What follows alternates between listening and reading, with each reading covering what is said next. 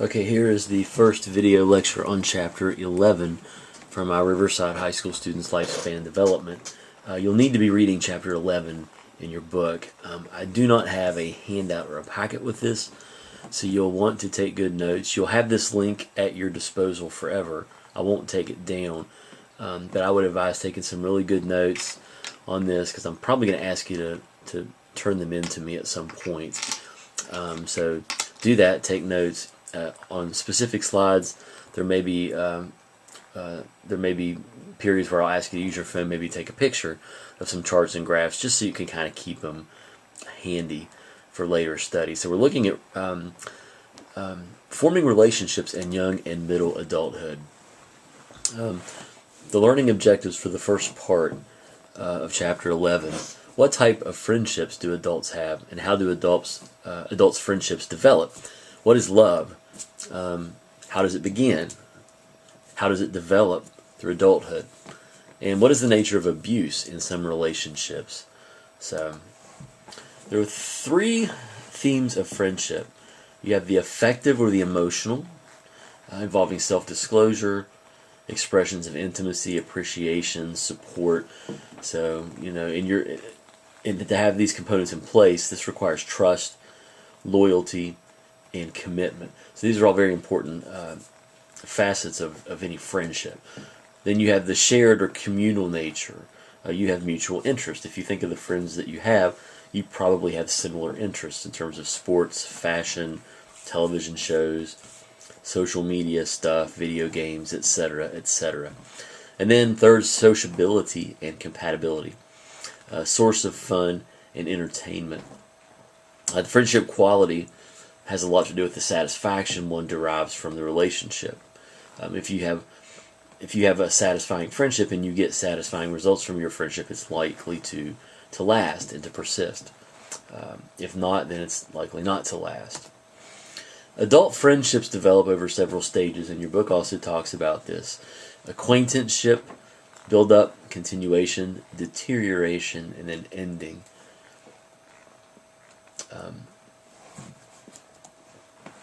With an acquaintanceship, we all have a lot of acquaintances. These are people who we're familiar with. We kind of know who they are. We may not be very close to them. We may not know a lot about them, and we're not friends with them. Now, acquaintances can turn into friends. It can build up into friendship, and friendships obviously continue for some point. Some of your friends that you have right now will be lifelong. I think about friends I had. Friendships that I began in high school when I was your age, and several of those people I still talk to today, 22, 23 years later. Some of those friendships ended quickly. Some of them lasted 10, 15 years, and then there's the obvious deterioration. Sometimes you see differently. You have a conflict.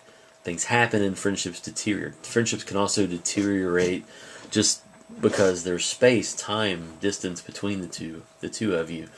If someone moves far away, they start a life, they get married, have kids, you just may lose contact with that person. So it doesn't have to be a conflict that deteriorates a friendship. And then you have the ending of it.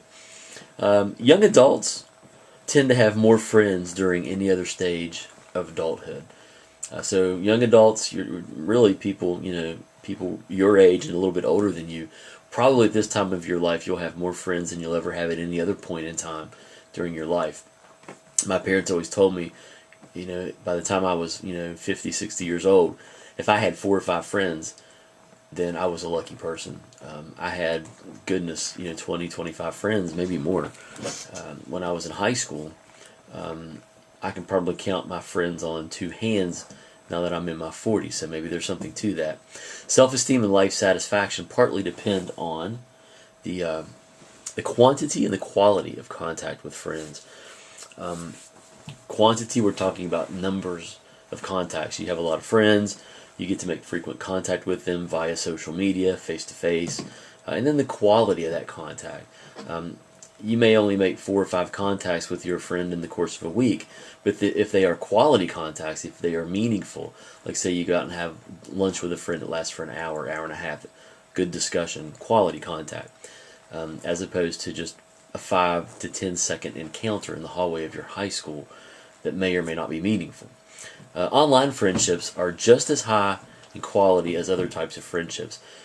Parents, people who are my age, often lament the sit-down, face-to-face, friendship development that used to happen, 15, 20, 30 years ago. And we want to think that online friendships are not quality, they don't last, they're potentially dangerous because of predators, etc., etc. But what we're finding is the research is showing that this is just kind of the way it is now. Online friendships are not exactly the norm, but quickly becoming so. Trust is a key to these friendships due to lack of visual cues to verify any presented information. So trust is really, really key. A lot of these friendships are starting without much visual, if any, visual information. Now there are some dangers with that too, and we'll talk about that as we go. Sibling friendships are important as well, more so for women than for men. Here's one you might take a picture of with your phone. Sibling importance, males and females age. So you see when you get early on in life and then again toward the end of life, sibling friendship is more important, again at the beginning and at the end of life. In the middle of life we tend to be a little more independent, doing things more on our own. We don't count on each other as much. Especially when we get older, we really count on our siblings, especially when we get toward the end of life. Men's, women's, and cross-sex friendships. Women tend to base friendships more on confiding in others, intimate and emotional sharing, bonding, connecting. Women tend to have more close friends, while men's friendships are less intimate. They're based more on shared interests or activities. Men's friendships tend to involve less sharing and more competition. Now, cross-sex relationships, where you have women and men being friends. Cross-sex relationships may help men with their dating anxiety and capacity for intimacy. Men have a tendency to over-perceive, while women have a tendency to under-perceive their friends' sexual interest in them. In other words, men tend to think more that women are interested in them sexually. Women tend to under-perceive this and think that men are not really sexually interested in them within the context of their friendships. Sternberg's 3 basic components of love. So what is love? Love is defined differently in different cultures. I had a student who was from a different part of this world. She was from somewhere in Asia, and she described her idea of love. Love was something that basically your parents sort of defined for you and arranged for you in a marriage. This woman in my class some years ago was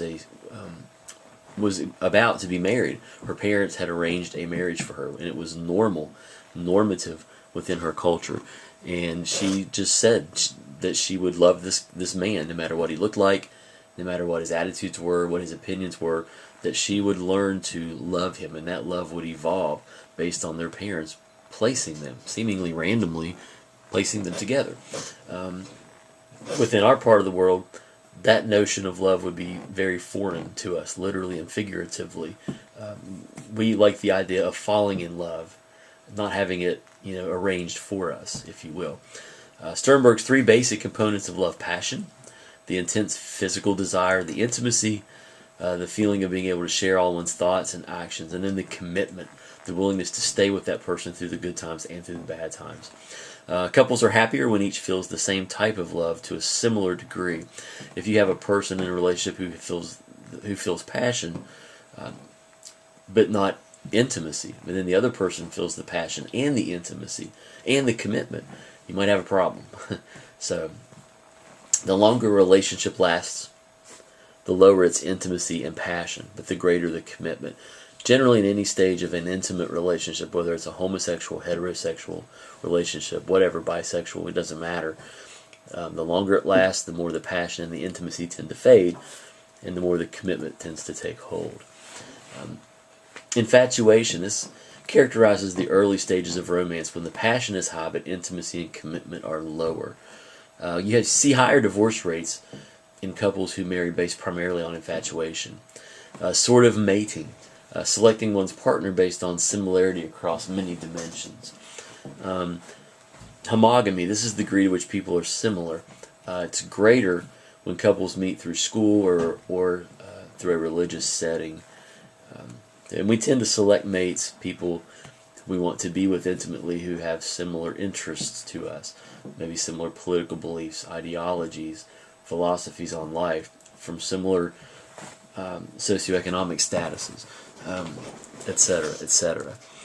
There's mixed findings regarding relationship satisfaction and homogamy. Higher marital satisfaction, we notice this when couples are similar in openness to experience, but not other personality dimensions. So they say opposites attract too, so I guess, right? When couples' physical health is similar, there tends to be higher marital satisfaction. Speed dating is something that has also become quite popular. Date selection and date satisfaction are higher in speed dating when the date is physically attractive, outgoing, self-assured, and moderately self-focused. Online dating is actually becoming more common in the United States. 1 in 5 people have, in this age group, young adulthood, have experienced online dating than in other countries, where it's 1 to 1, where it's anywhere between 1 in 10 and 1 to 20, or 1 out of 20. Sorry. Physical attractiveness strongly affects partner selection in online and offline contexts, because generally, first thing that you notice or see in any relationship is someone's physical appearance.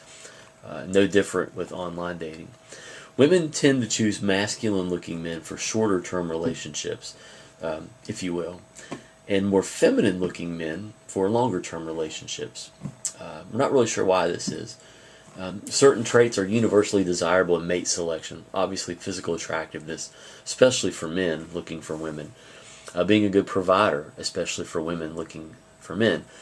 In both genders, love, mutual attraction, dependability, emotional stability, and kindness, as well as understanding, again, in both genders, are very important and culturally universal desirable traits in terms of mate selection. 2 dimensions describe mate preference across 37 cultures. These cultures showed great diversity in which end of each dimension they emphasize.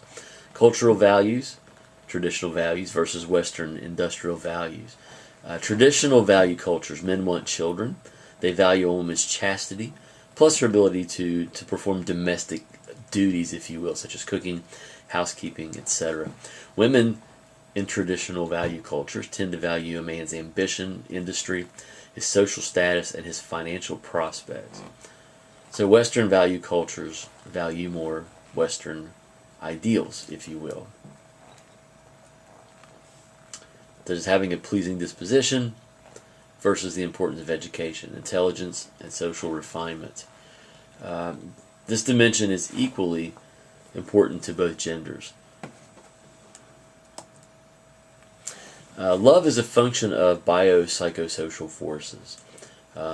It's a distinct neurological emotion, so there's biology there. There's also psychological and social forces at play in terms of what love is and how we feel or experience love. Early romantic passionate love is amphetamine related, and dopamine activity is noted. Long-term commitment and tranquility is morphine related. Attachment, women's orgasms, oxytocin. Women more strongly bonded to their boyfriends are less able to identify different male body odor. Erickson states that mature love is impossible without a capacity for intimacy. Relationships one experienced as a child affects adults' definition of love and actions in romantic relationships. Certainly your experiences growing up with your parents, or watching them relate to one another or not relate to one another, early relationship experiences yourself, the ability to be intimate, to establish intimacy, to make commitments, all of these things factor in to what our conception of love is, as well as sociocultural and life cycle forces. They also shape our mate preferences and which types of love are important to us. Then the dark side of relationships, abusive relationships. We could talk about battered woman syndrome, when a woman believes she cannot leave an abusive situation and may go so far as to kill her husband or her abuser. Aggressive behavior is sort of like a continuum. Verbal aggression, physical aggression, it becomes more severe. It can actually, end up in murder. This behavior causes are more numerous and complex as its severity increases. And there's a table of causes of abuse in relationships. You've got verbal abuse, physical abuse, severe physical abuse. We could add to that sexual abuse, financial abuse. Violence may start as common violence or physical aggressiveness between the couple. There may be patriarchal terrorism in which men systematically abuse women. Some cultures endorse male abuse of women, and it's normative and expected. Men are abuse victims at about a rate of 1/3 that of women. Heterosexual and gay or lesbian couples show similar patterns of abuse and reasons for it. Abusive men and women both tend to hold traditional gender beliefs, lack communication and anger management skills. Abuse is tolerated more in cultures that emphasize male honor, female purity, and male status, value family honor, loyalty, and sacrifice, and view women as passive but nurturing of men. In our country, the South places value on honor. Honor cultures are more positive toward women who remain in an abusive relationship and less disapproving of abused women who show contrition and self-blame after being abused. Dating relationship abuse occurs in 40% of young adults. Risk factors are being female, Latina, African American, having an atypical or unusual family structure, having more romantic partners, early sexual activity, and being the victim of child abuse. And college women are 4 times likelier to be sexually assaulted than any other age group. And that's it for that first part. Thanks.